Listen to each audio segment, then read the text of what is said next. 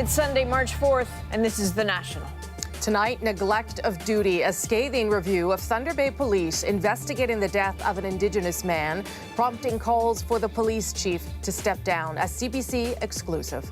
A mysterious masked mob of vandals dressed all in black descend on downtown Hamilton. So who are they and what sparked the violence? And no exemption, no exceptions. Trump keeps a hard line on steel tariffs. What it means for Canada.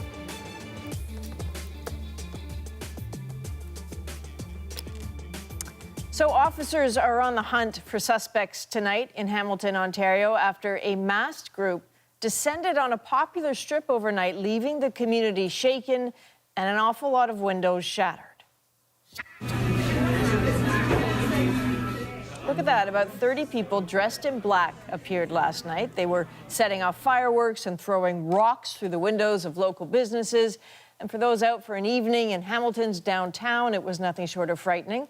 Ron Charles spoke with those just picking up the pieces.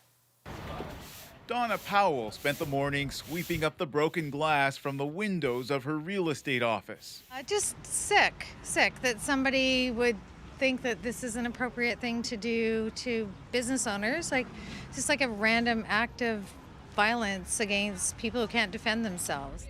Almost all of the windows at this newly opened donut shop were also broken, leaving the owners wondering why them. And I don't know if this was an anarchist group. I don't know who they were. But everyone's questioning why are, independent small businesses being targeted, and I don't know if it was targeted at. Police say there was about $100,000 worth of damage. It wasn't just the targeted businesses affected. Hannah Ralph and her family watched it all in terror from their home. My brother, who's 5, was running around the house, terrified. He was crying. My parents were trying to figure out what was going on. Hamilton police are still investigating. It's too early in the investigation to identify who the group was. We do know that there was an anarchist book fair going on in Hamilton at Westdale High School over the weekend, so we are investigating to see if there's any potential links to any people attending that. The group's banner with the anarchist slogan, "We are the ungovernable," seems to have been used at a previous protest in Hamilton. It's identical to one carried at this anti-police brutality protest 4 years ago, which also included masked demonstrators and fireworks, but no broken windows.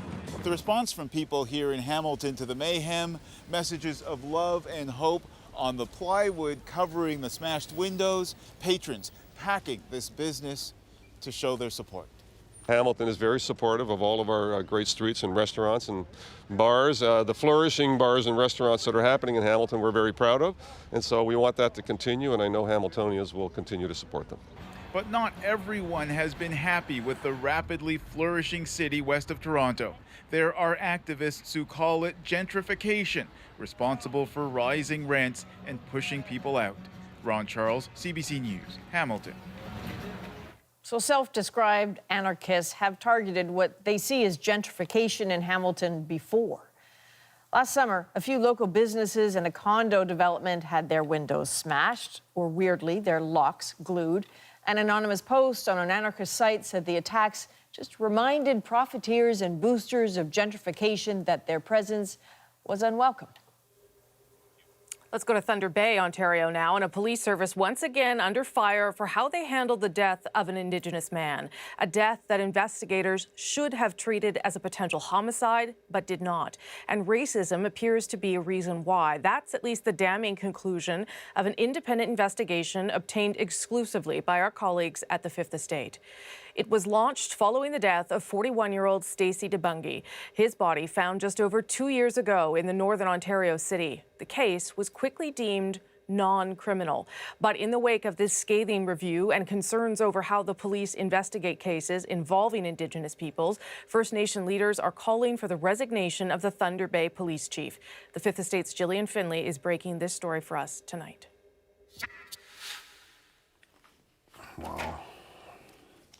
It was the chiefs of the Rainy River First Nation who asked for the review of the Thunder Bay Police. The results today have them calling for action. Leadership, it comes from top down, right? And there's a systemic problem with the Thunder Bay Police Force. So I'm calling for Chief Levesque's resignation And barring that, I think the police board has to do their job and fire him. At issue is the police service's investigation into the death of this man. In October 2015, Stacey DeBungy's body was found face down in Thunder Bay's McIntyre River. Within hours before his body had even been identified, police said the death did not appear suspicious. Within a day, even before an autopsy had been conducted, they determined the incident non-criminal, no foul play. But the police's theory that DeBungy had been drunk, his death an accident, never sat right with his older brother, Brad. How do they figure he got to the water? They said he rolled into the water. But there was no sign of the weeds being trampled down. So what did you think? Like somebody placed him there. Like they just threw him in the water and that be it. The Rainy River First Nation hired a private investigator who shared his work with the Fifth Estate. Our documentary raised serious questions about clues that weren't pursued. Another man's ID that was found near DeBungy's body. The fact his debit card had been used 6 times after his death. You were one of the last people that was with Stacey, right, that night. Yeah. So what happened to him? And people who were with DeBungy the night he died, who told us a year later they'd never been contacted by police for an interview. I'm Jillian Finley. At the time, Thunder Bay Police Chief J.P. Levesque did not appear concerned. Have you not gone back to those investigators and said, did you ever ask about the debit card? Did you ever interview these people? I try not to micromanage. I'll let the investigators do their job. But the independent review obtained by the Fifth Estate lays out a trail of deficiencies, some of them even more shocking. A witness who told police he'd seen an altercation by the river that night, not contacted for more than a year. The man whose ID was found at the site, red flagged in police computers, but not questioned for months, even though he'd been in police custody twice. And perhaps most disturbing, a report of an alleged deathbed confession, a woman claiming she pushed DeBungy into the river and watched as his body floated away. Again, information not pursued until months later. The deficiencies in the investigation were so substantial, the report concludes, they support an allegation of neglect of duty. And indeed, that is the finding leveled at 3 Thunder Bay officers, including an acting inspector. As to why police would have neglected their duty, it can be reasonably inferred, the report says. It was based on the deceased's Indigenous status. They kept using the phrase Indigenous. This happened, maybe because of the person was Indigenous that they were investigating. It was because they were Indigenous. So it was a vindication somewhat. Now, this is not the first time Thunder Bay Police Service has been accused of racism, nor the first call for the chief to resign. An inquest 2 years ago into the deaths of 7 Indigenous teenagers in the city put policing under the microscope, and there are currently 2 other independent reviews ongoing of the police service and the police board, questioning whether racism is in fact systemic in the way Thunder Bay's Indigenous community is policed. Okay, so tomorrow, Jillian, the Rainy River Chiefs will release this review publicly at a press conference, but we understand that the Thunder Bay Police also has a copy of this. What are they saying today about it? Well, we did reach out to them today, Rosie, and they refused to say anything, citing issues of confidentiality and the privacy issues of all the parties involved. As for the chief and the calls for his resignation, Thunder Bay Police offered no comment. Jillian, thanks for this. We'll keep following this story, but you can see more of Jillian's initial investigation online in her documentary, Death in Thunder Bay, No Foul Play. Just head to the Fifth Estate's YouTube page. Race is a serious flashpoint in Thunder Bay. Here's just one example for this weekend. Eggs were hurled from a car at 2 Indigenous men from passing cars. The local newspaper was immediately criticized for its choice words for the headline on that story. The next day, the Chronicle-Journal issued an apology saying it was inappropriate and inconsiderate. The egging incident is now being investigated. This is not the first of its kind as far as drive-by assaults go. In Thunder Bay, there have been frequent complaints of similar incidents from First Nations kids in particular attending school there. And an Indigenous woman was killed when a trailer hitch was thrown at her from a moving vehicle back in 2017. The numbers certainly appear to back up the concerns. In its latest report, Statistics Canada found almost 1/3 of reported hate crimes in this country in 2015 against Indigenous peoples happened in Thunder Bay. To the U.S. now, and there's a lot we still don't know about Donald Trump's plan to slap tariffs on steel and aluminum imports. But of course, there's really only one burning question, at least here. Will there be exemptions? Here's how the U.S. Commerce Secretary answered that question today. We shall see. I know that a lot of ministers from a lot of countries have been talking with the president. They've been talking with me. They've been talking with others. We'll see. The president makes the decisions. Hard to imagine industry leaders here being happy with "we shall see." Canada would likely be the hardest hit country. And as Paul Hunter reports, some Americans also think Canada should be exempt. Setting aside whether the tariffs would in fact do anything to bring back the once but no longer booming U.S. steel industry, what so many around the world want to know is whether indeed they'll apply even to U.S. allies, with some Republicans among those now imploring the president against that. You're punishing the American consumer and our allies. You're making a huge mistake here. Go after China, not the rest of the world.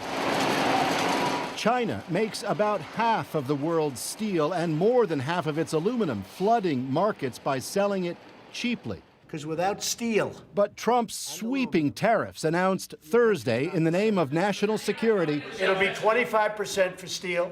It'll be 10% for aluminum. Are set to target not just China, but possibly all makers of steel and aluminum, not least Canada, which calls the tariffs absolutely unacceptable.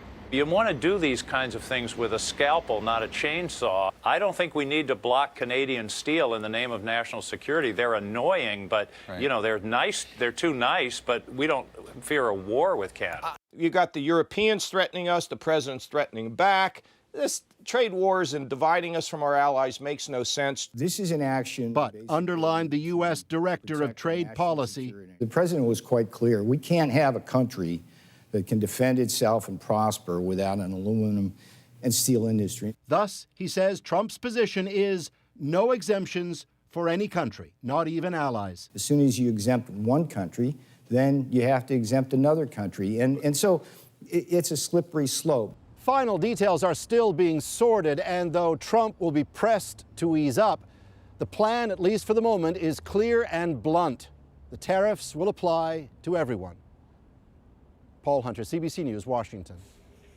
The president's position shouldn't come as a surprise to anyone, though. He did campaign on an America First agenda, and the flurry of trade actions against Canada already highlights just how vulnerable this country is to U.S. protectionism. First, it was softwood lumber, an ongoing problem. Then there were those massive duties against Bombardier planes. The Trump administration has also targeted Canadian solar panels, newsprint, and welded pipes. A Saskatchewan man is going public tonight with a frustrating story involving his insurance company. It declared his truck a write-off after an accident, but then it was repaired anyway, leaving him with a car he really didn't feel safe to drive, at least not until Rosa Marcatelli got involved. This is the overhang.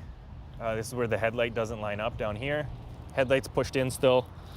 There's a big gap on this side. And the list goes on. There's issues with the paint. There's issues with the clear coat. Chris Scriven thought his pickup truck was headed for the scrapyard after it was labeled a total loss by his insurance company.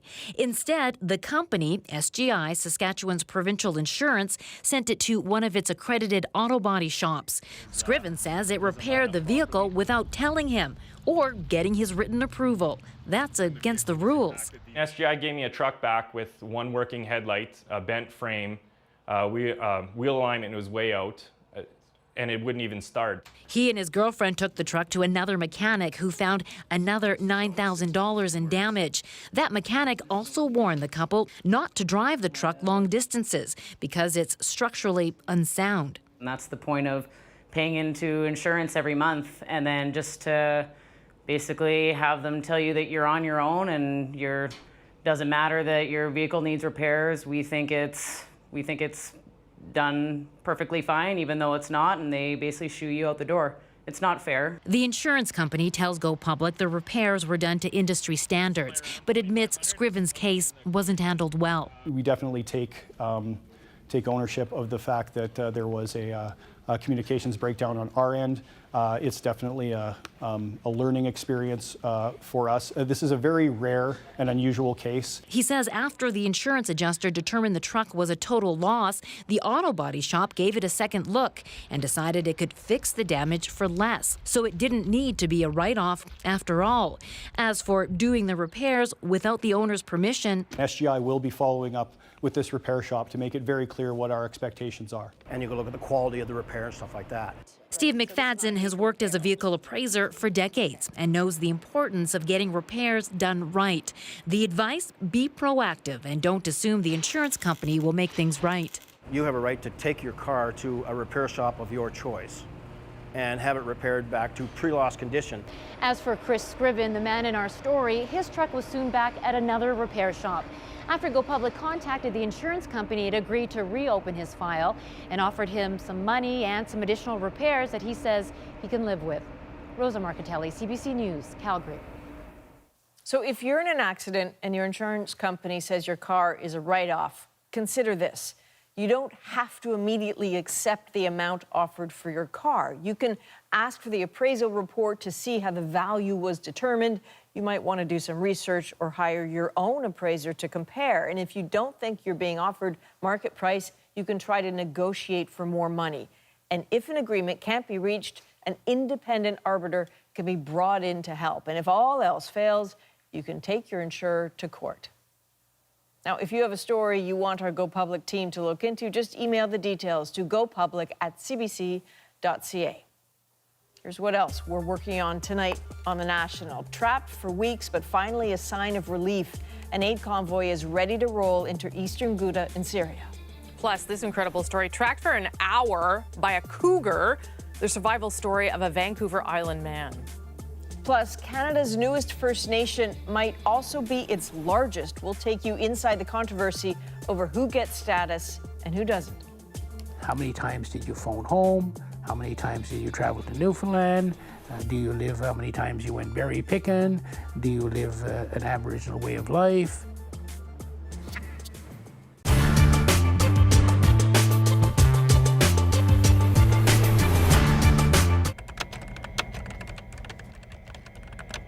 There are a number of employee groups and other companies hoping to emulate Lotus's policies in their own companies.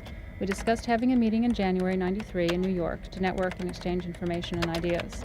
If anyone is interested in more information, please let me know. The objective will be to explain the goals of the gay and lesbian organization to Bell employees. The article. Well, I think the company's waiting just to gauge and see how progress is made in this area. I'd like to see diversity training in the workplace. I'd like to see spousal benefits for same-sex couples, of course. Knowing that you're in a company that respects you, that acknowledges you, it makes a huge difference. You don't feel like your family is considered less valuable than everyone else's family. Spousal rights is a social right. It's a right to design programs to support the fundamental building block of our nation, which is a heterosexual family, and that. On a rainy evening in Toronto, a small group of employees huddles to discuss the latest inequity at work, the company benefit plan. These are professionals from major corporations like Bell Canada and IBM. What distinguishes them from a majority of their colleagues is simply that they are gays and lesbians, and their declared spouses aren't covered by their company benefit packages. The battle cry is equal treatment at work, regardless of sexual preference. Bell is not the enemy. The enemy is ignorance. And the more we get Carl Miller is one of the founders of the gay and lesbian organization at Bell Canada. In the past year, he and his colleagues have repeatedly asked Bell to extend the company dental, eye care, and medical benefits to cover same-sex partners. Companies have been generally slow to see the advantage of extending same-sex spousal benefits. They fear that satisfying the demands of a few might attract more gays and lesbians. They fear the possibility of AIDS might drain the benefits package, and they worry about public reaction to their recognition of homosexual families. But they can't escape the issue because today's companies have become testing grounds for society's moral and ethical dilemmas. Some make history dealing with these dilemmas. Others follow. It's an historic day for this province. And history in this case is being made on many fronts. In the public sector, Ontario Crown Attorney Michael Leshner set a precedent this fall when the Ontario Human Rights Tribunal ruled his male spouse was entitled to coverage under Leshner's government benefits plan. Ontario didn't challenge the ruling, so provincial public sector employees can include same-sex spouses under their medical plans. BC and Yukon have similar policies.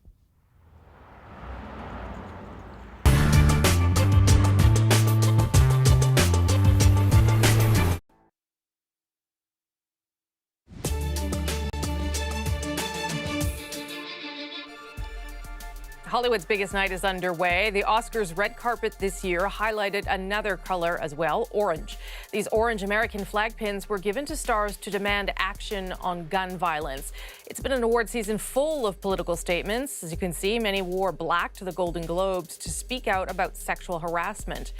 No sign of the disgraced Hollywood mega producer Harvey Weinstein tonight, but 3 of his accusers will speak on stage tonight together as part of the Me Too movement. Ashley Judd, one of the first Hollywood stars to speak out, will join Selma Hayek and Annabella Sciorra on stage. All 3 made specific and graphic allegations against Weinstein, from sexual harassment to assault.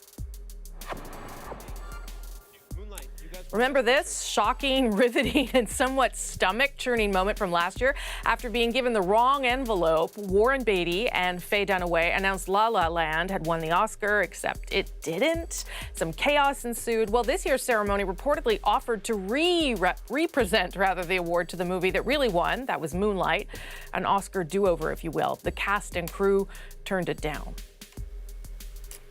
Residents of Burns Lake, BC, are struggling to come to grips with some shocking new allegations against a beloved former mayor.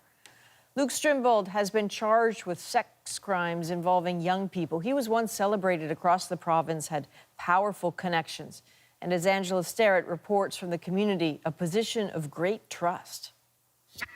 The small community of Burns Lake, BC, is still reeling from the news of the arrest.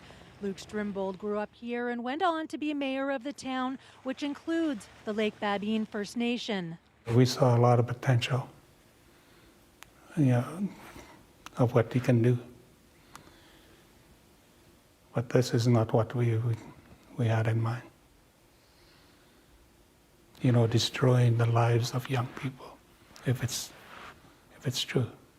Strimbold is well known across the province. He was the youngest mayor in BC history and was, until Friday, the membership chair of the Provincial Liberal Party.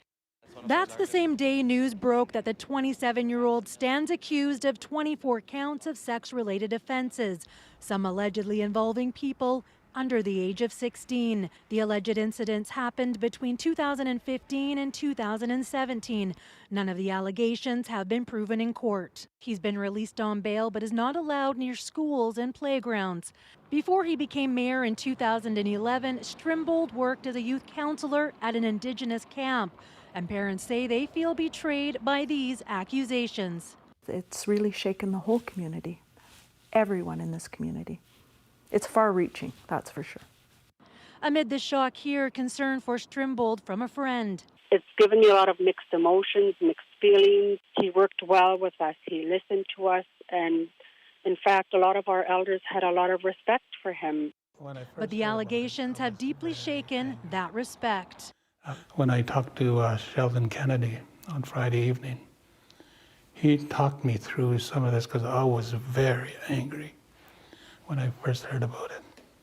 Former NHL player Sheldon Kennedy is a sexual abuse survivor. He's now planning to come to Burns Lake to the community. Friends say this is where the Strimbold family business was. It was supposed to reopen within the year, but its doors have remained closed. No one from the RCMP was available for an interview, but they say there could be more alleged victims. That would only mean more pain to an already devastated community. Angela Starrett, CBC News, Burns Lake, British Columbia. Thursday is International Women's Day. This weekend, women around the world took to the streets for equality and human rights. In tonight's Dispatch, Nala Ayed looks at how far women in the UK have come and what's still left to fight for. I've had a life, which women 100 years ago couldn't have dreamed of. But I think some of the ingrained cultural beliefs that have existed for thousands of years will take longer to break down.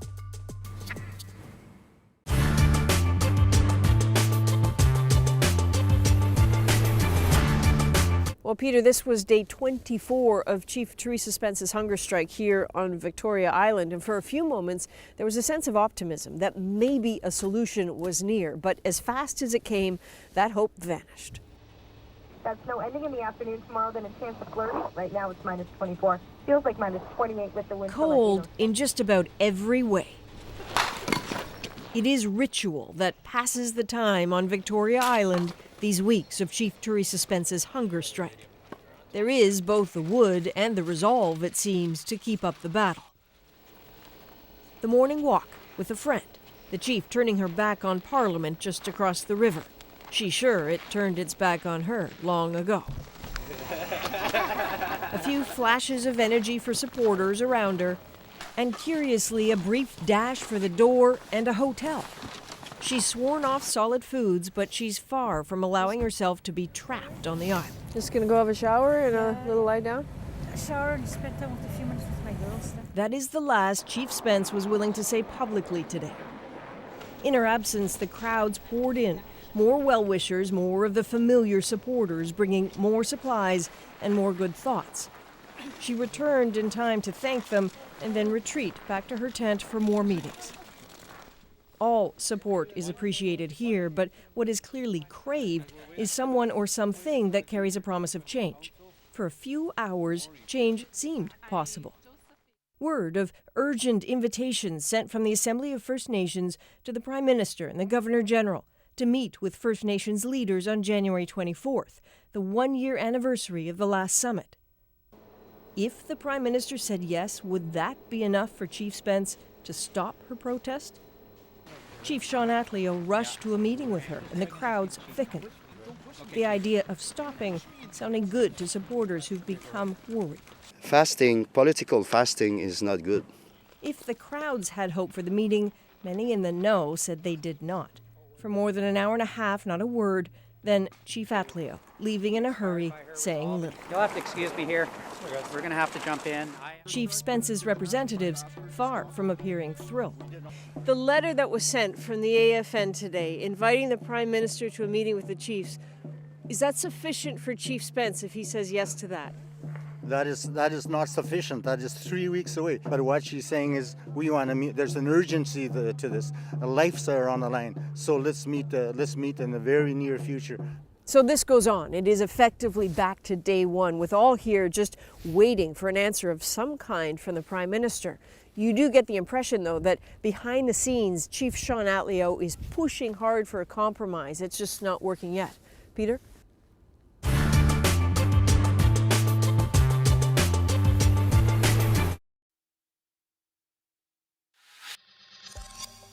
This man is Abu Muhammad Alaya. He's a father in Syria's eastern Ghouta who believes his son is buried in the rubble, the very rubble he's standing on. He says the war has already killed every member of the football team his son used to play with.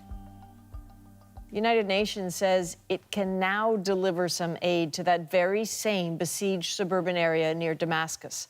A convoy is ready to help roughly 70,000 people who are trapped on what has been for weeks now one of the deadliest fronts of Syria's war, eastern Ghouta.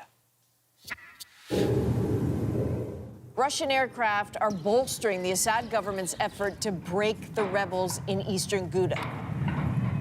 These satellite photos show the result of the air campaign. This is 2 weeks ago, and this is Friday.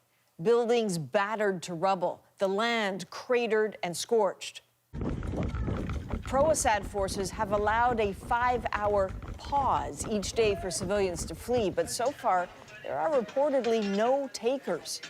According to Russia, they're held back by the rebels. Some on the ground say they're simply too afraid to leave shelter. So as government forces advance, civilians run and run again.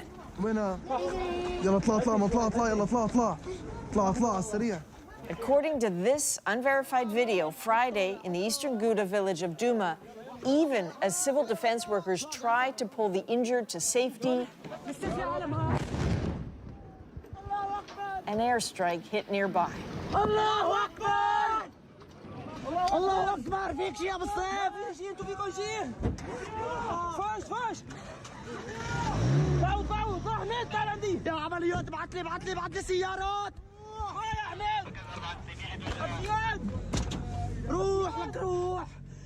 What we are seeing in eastern Ghouta and elsewhere in Syria are likely war crimes and potentially crimes against humanity.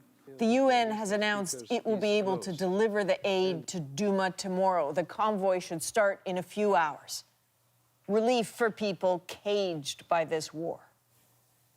Syria's shifting, brutal battlefield isn't only a humanitarian disaster, it could be an incubator of wider conflict. And that's because it's bringing rivals once separated by distance into direct confrontation.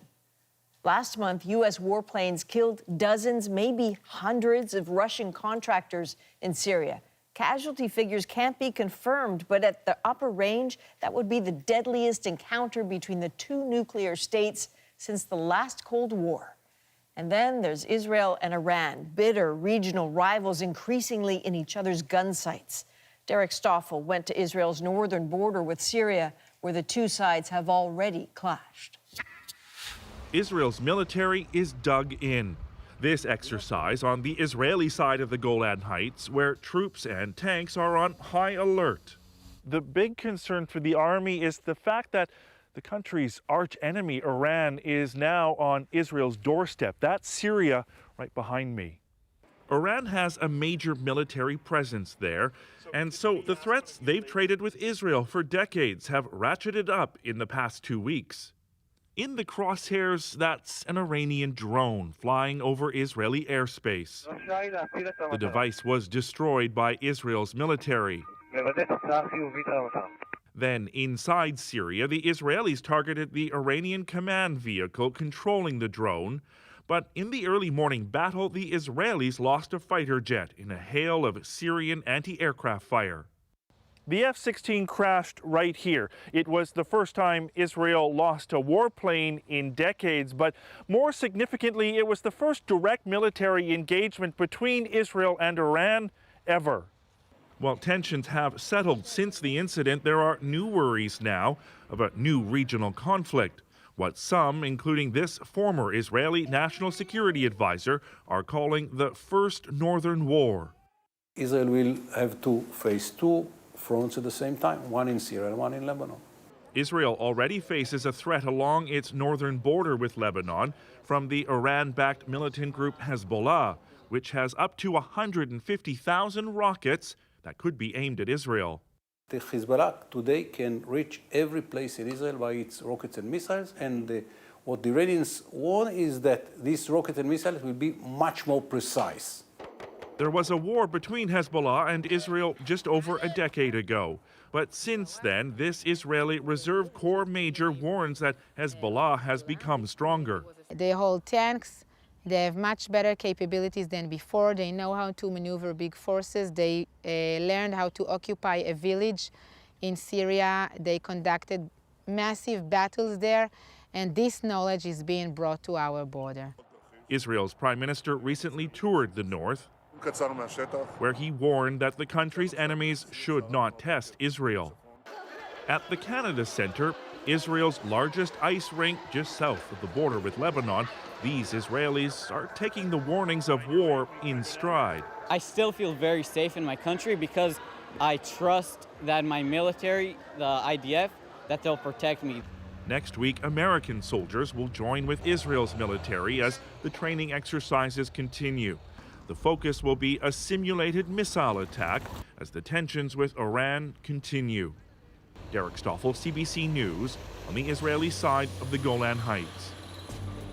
Women have had the vote in the UK for precisely 100 years, and today women marched in the street to mark how far they've come and where they've got to go. Nala Ayed has that story in our dispatch from London next. But first, this Thursday marks International Women's Day, and the Bank of Canada will unveil the new $10 bill. It features Viola Desmond. Desmond inspired a civil rights movement in Nova Scotia in the 40s. She stood her ground by sitting in a whites-only section of a movie theater and became a pioneer in the fight for the rights of Black Canadians. Desmond will replace Sir John A. Macdonald on the front of the $10 bill.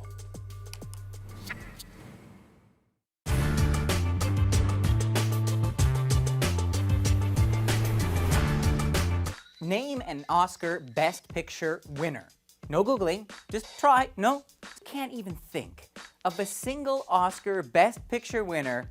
Well, it's time to ask, what's an Oscar really worth? Good title. So an Oscar statue is worth about, well, $900. That's what it costs in US to manufacture one of these things. Well, not this. This is a plastic knockoff. But the real deal is actually not made of gold. It's made of bronze with gold plating. But win one of these, and you've got it made, right? Well, maybe not. Winning the Oscar for Best Picture is worth an additional $10.3 million US in box office ticket sales. Okay, not bad. But the only thing better than winning an Oscar might be actually winning a Golden Globe? Wait. Yeah, I know. The award given out by a bunch of loopy foreign film journalists that many of us have never heard of? Well, yeah. Not only do they have the better show, I mean, hello, open bar, but Golden Globe winners can enjoy a box office boost on average of additional $14.2 million. Because, well, for one reason, it's early in the season, so we're not all sick of those movies yet. So winning an Oscar can help you get some more ticket sales. But what does it cost to get one? Let's do the math. Studios spend big to get Oscars. Cost of a newspaper ad, about $72,000. And then there's all these DVD screeners that they send out to the awards voters, and those cost in total about $250,000 for each film. And then on top of that, each movie needs an Oscar consultant. Yep, that's a thing, an Oscar consultant. All in all, studios spend about $10 million per film during the award season. Now, hold on a second. What was that box office boost that little bump you got for winning one of those Best Picture Oscars? Right, $10.3 million, and it costs $10 million for a campaign? Not sure that math adds up. But after all that campaigning, all those red carpets, all those luncheons with Oscar voters, what do the actors actually get out of it? Well, turns out that winning an Oscar can actually help bump up their salary. Men who win Best Actor can expect a salary increase of roughly $3.9 million. Women who win Best Actress can expect an increase of $500,000 or less. Might have something to do with that Oscars so male hashtag I've seen floating around. All right, so if this little baby doesn't help your career, or at least your salary, you can always sell it, right? Well, not really. Oscar winners are forced to sign a contract saying they won't sell or destroy the statue without first giving the Academy the option to buy back the award for the price of $1. That's right, one measly dollar. Of course, the statues do occasionally find their way to the auction block, including statues from movies such as Citizen Kane, How Green Is My Valley, and the most an Oscar statue ever went for at auction, that would be $1.5 million US. The statue was for Best Picture for Gone with the Wind.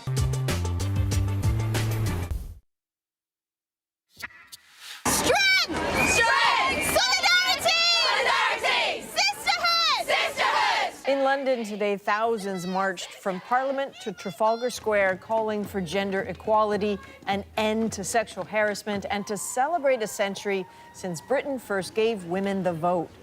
The March 4th women, note the date in the name, of course, comes 4 days ahead of International Women's Day, of course. The British women who fought so hard to secure the right to vote in 1918 were called suffragettes. In tonight's Dispatch from London, Nala Ayed takes us back to the future as she looks at how far women have come and the struggle still ahead. Emmeline Pankhurst, a name that in the land of the suffragettes always had a solid place in history. They who literally had to fight for the women's right to vote, never quite forgotten.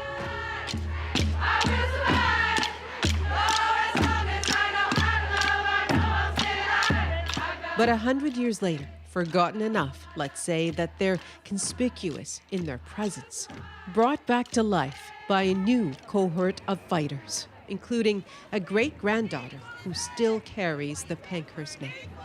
Little did I know that actually now, in 2018, the resonance of so many of the issues are just incredible. And the resonance is people saying enough. For today's battles for equality, the story of the suffragettes makes a powerful backdrop. The marches, the violence and clashes with police, and Pankhurst's own arrest, deeds, not words as she called them, in the name of a vote they believed would unlock many other rights women were denied. There is the potential. In this anniversary year, the fight has flared up, but the deeds have evolved. Britain's Me Too moment, reaching into the heart of British democracy, where 1 in 5 people say they've been sexually harassed this year. The lasting inequities, reaching into the heart of that other, most British of institutions. The great helmsman. So when a senior correspondent left a BBC job in China over a pay gap with male colleagues, many others spoke out for the first time. You know, one of the reasons why I decided to speak out is that I thought it was really time that we did shine a light on this issue. I have had, you know, a very successful career. My partner has been the one who gave up his job and stayed at home with the children. I've had a life, you know, which women 100 years ago couldn't have dreamed of. But I think some of the ingrained cultural beliefs that have existed for thousands of years will take longer to break down. 100 years later, it may be useful to imagine what Pankhurst would think of all this, coinciding with the anniversary of the first suffragette victory. I think she'd be appalled. I think she'd be angry. There are so many areas where we still have that fight to fight, and it isn't a single line. So it isn't the police versus the suffragettes. It's now in so many forms. So we have the fight in Parliament to get equal representation. We have the fight at work to get equal pay. We have the fight at home to have men and women valued equally. There are still timely lessons in the old battle lines tucked away in the folds of British history. Behold Suffragetto, a board game that immortalizes the standoff between suffragettes and the police. And this believed the only existing complete set. Where they want to be is the House of Commons as voters and ultimately as MPs. Designed by Pankhurst's British Women's Social and Political Union as propaganda for the cause. Resurrected now for an exhibition, a reminder of how to take on the barriers. It's inspiring, actually, because what it does show you is that, yes, some things haven't changed, but some things have. Change can be slow, but it does happen. So I think it's come at a really good time to remind us that we're not the first to have these problems, that feminism is still important, and that we can engage with it in intellectual terms as well as in activist terms. Lessons, too, in the Royal Albert Hall. Known for its grand concerts, it still echoes suffragette slogans. Only by selling all the tickets to these meetings that they could really show that they meant business. Their meetings would have been something.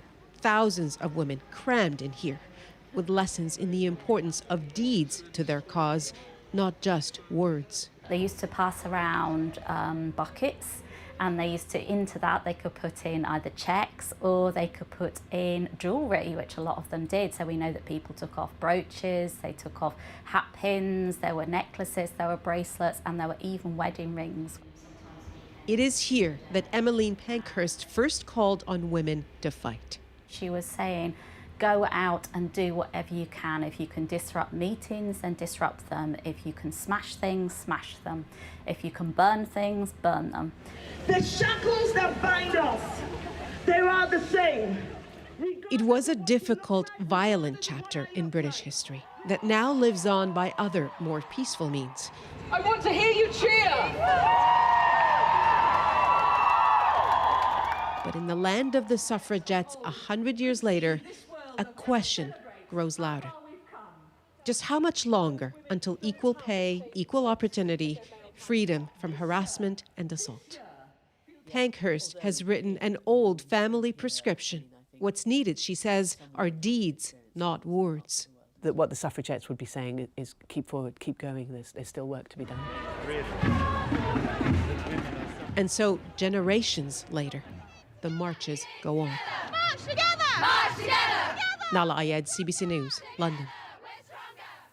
Just in case you're wondering, Britain was far from being the first country to grant women the vote. New Zealand, in fact, granted that right a quarter century earlier in 1893.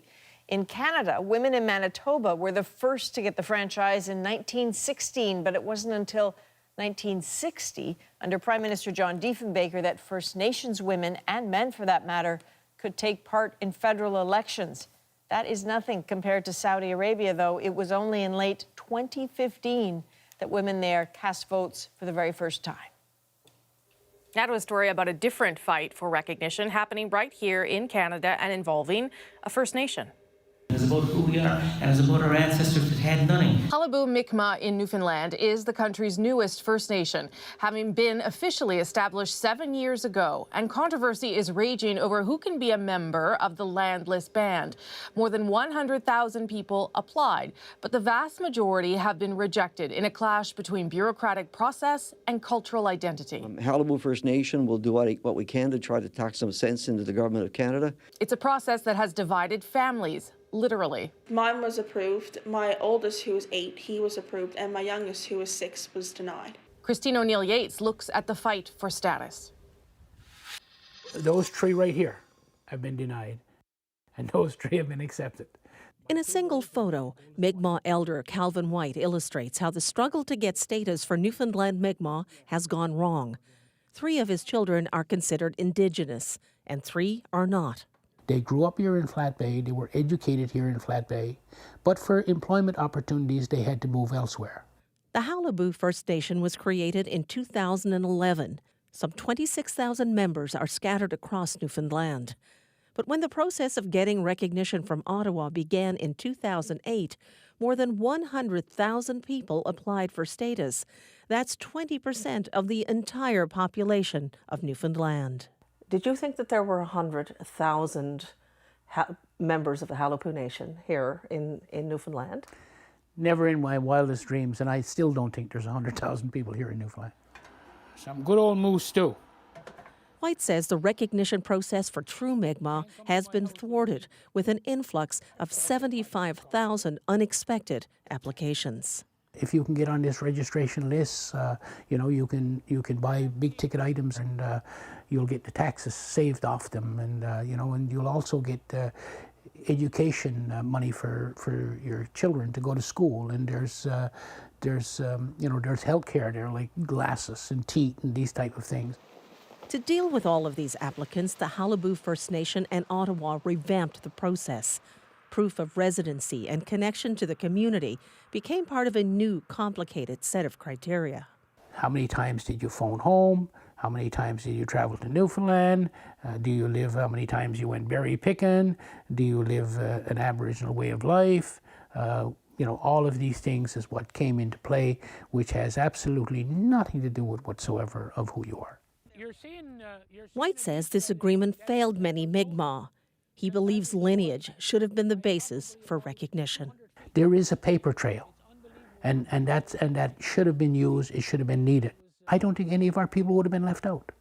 Now the Flat Bay Band is reconsidering its membership in the Qalipu First Nation. Because it's not serving the needs of our people. The discontent of thousands of Qalipu Mi'kmaq is directed at Brendan Mitchell, their chief. I'm not going to sit here and tell you 103,000 people should be in this band. This was a younger picture of Matty Mitchell. Most Newfoundlanders would have learned about his legendary great-grandfather, Matty Mitchell, in their history books, a prospector, guide, and explorer who discovered a huge ore body in central Newfoundland. But bloodline isn't all Mitchell inherited. Strife, families upset, families broken, communities upset,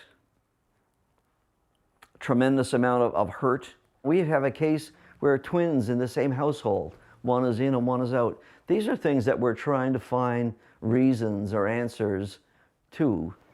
Mitchell, too, disagrees with the new criteria, such as proof of practicing a Mi'kmaq way of life. They may be practicing their culture every day, but they haven't got a picture of themselves, a selfie, saying, look at me, I'm smudging, or look at me, I'm passing the pipe. You know, I just went to a powwow, look at me. I always had a fear that there would be an infiltration of a part of society. It was my fear in the 70s, it was my fear through the 80s and the 90s, and now it's becoming a reality. A reality that threatens the very movement that White and others started all those decades ago. Chris O'Neill Yates, CBC News, Flat Bay, Newfoundland. So what about the process that allowed 100,000 people to apply to become members of the Hullabu First Nations? It all comes down to a point system. And those points were awarded in 5 categories, including 9 for being a member of an established Mi'kmaq organization. There was another 9 for maintaining a Mi'kmaq culture and way of life, something which has actually proven to be super controversial because applicants were asked to prove they had taken part in a religious, ceremonial, and traditional activity. Only people scoring a minimum of 13 points received approval. His achievement has been likened to a lunar landing for sports. Roger Bannister, the first athlete to break the 4-minute mile barrier, is being remembered tonight following his death in Britain at the age of 88. 25-year-old Roger Bannister, third from the left. Bannister ran into the history books in Oxford, England in 1954. In 4 laps of a cinder track, the young medical student made the seemingly impossible possible. And here he comes. Bannister goes streaking forward with about 250 yards. Even with help from 2 friends acting as pacers, Bannister still needed to clock 59 seconds for the last lap. I felt that the moment of a lifetime had come. It took a lung-busting sprint. Those last few seconds seemed never-ending. But Bannister crossed the line with a historic time, 3:59.4, collapsing into the arms of his coach and team manager. Roger Bannister was later knighted by the Queen, his accomplishment an inspiration to generations of runners since. And to give you a sense of just how rare his achievement is, more people have actually individually climbed Everest than have run a 4-minute mile. And it is an extraordinary achievement. and just think about how concentrated athletes are now on that big day. On that day, back in 1954, Roger Bannister did his shift at St. Mary's Hospital in London. He then sharpened his spikes after work. Then he got on a train from London to Oxford and took to the track. So no complaining about being tired after work.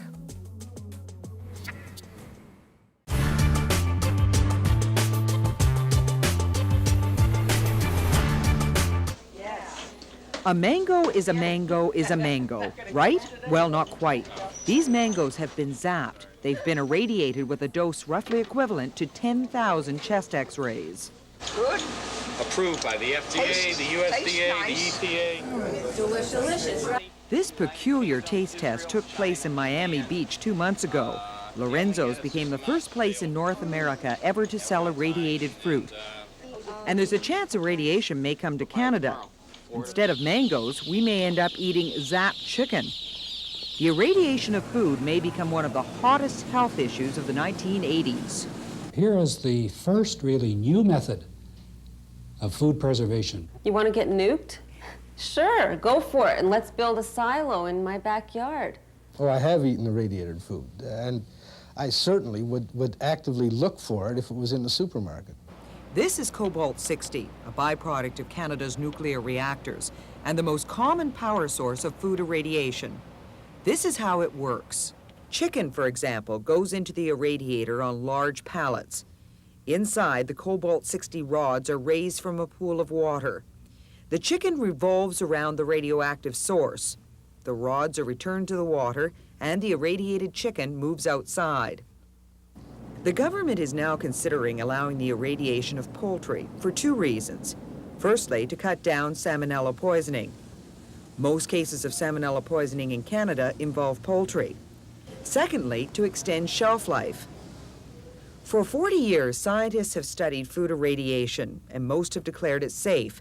They point to the astronauts who munch their way to the moon on Zapp's steak.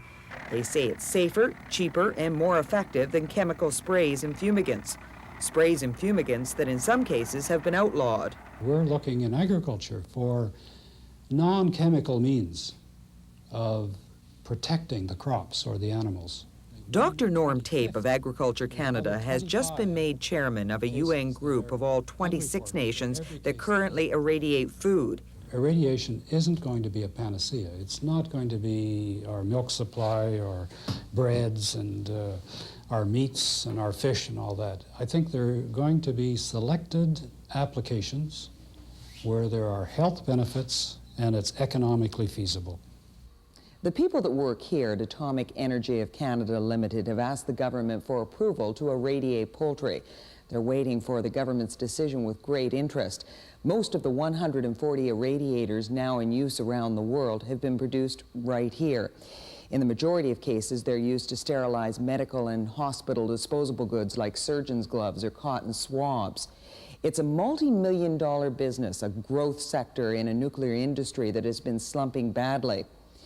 If the government gives the green light for food irradiation, AECL could be the big winner. Well, we're talking many millions of dollars of business a year, well downstream. Bruce Wilson is AECL's director of marketing. He's sold irradiators around the world from China to South Africa, $15 million worth over the last year alone. Given that you have a regulation in place, you have the world's biggest and best supplier of this technology in your own backyard.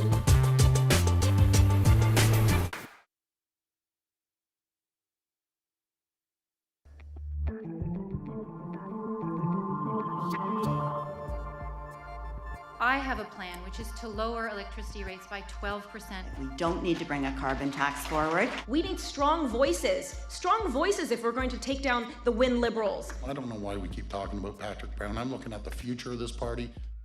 Here are some of the stories we're following this week on The National. Ontario Progressive Conservatives casting their ballots for a new leader, and they will announce the winner on Saturday. 4 candidates vying to replace Patrick Brown, who stepped down twice as leader last month amidst sexual misconduct allegations that he has strongly denied. Polls have closed in Italy's parliamentary elections, with projections showing no party got more than the 40% needed to govern. The vote is being held under a new and super complex electoral law, so the final result won't be clear until tomorrow. Exit polls suggest, though, that former Prime Minister Silvio Berlusconi's centre-right coalition is set to win the most seats. But Berlusconi himself can't take the top spot because of a tax fraud conviction. Canada. The Winter Paralympics athletes kick off in Pyeongchang on Friday. Canada has sent 55 athletes to South Korea, the largest contingent this country has ever sent to the Games. They'll be looking to improve on the 16 medals they won 4 years ago in Sochi. And now to a pretty incredible tale from Vancouver Island. Adam Barch is an Army veteran and an experienced hunter. He's not shaken by much, but on Thursday he came face to face with a 140-pound cougar for an hour. Their game of cat and mouse is our moment of the day. And there's a monster Tom at 20 meters looking at me. A monster Tom cougar. And no, I don't have a gun. I have nothing. He is huge.